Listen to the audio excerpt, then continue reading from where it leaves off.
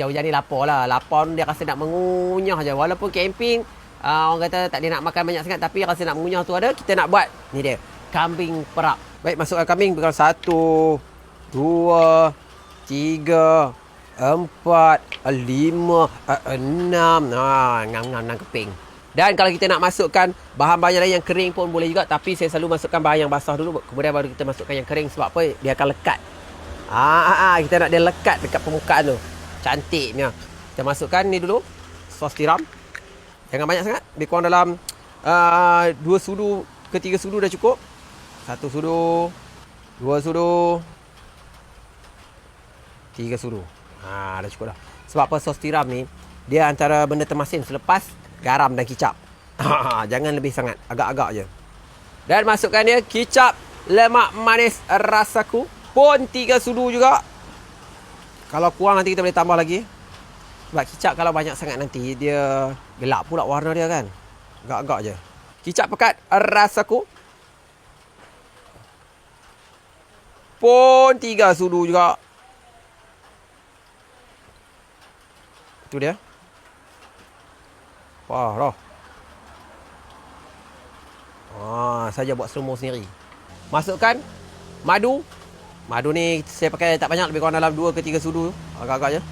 Dia senang je nisbah-nisbah dia. 1 sudu. 2 sudu. Habiskan je lah 3 sudu. Ngam-ngam 3 sudu. Dia madu ni dengan rosemary. Lepas tu dengan kambing pula, kalau kita bakar nanti dia ada apa rasa-rasa hangus tu yang sedap tu. Dia hangus-hangus dia tu, sedap. Rosemary 1 sudu. Gaulkan dia tu. Dia kambing perap ni kena perap, cerita dia. Bau sedap. Kalau hari ni perap, besok makan lagi piar rasa dia. Aku nak tenyeh sikit serbuk lada hitam. Sedapnya grinder dia. Nak beli sebiji dah. Yang saya punya dah hancur dah kat rumah tu. Dan satu lagi saya nak pesan, lada hitam ni kalau kita beli macam ni, kita grind dia ataupun kita kisar dia, dia lebih wangi. Bau kacang-kacang tu naik. Kalau kita beli yang siap, yang serbuk tu, tak ada bau. Itu siap-siap mana papan dia serbuk dia bagi kat kau pun tak tahulah kan. Ni betul-betul lah serbuk lada hitam.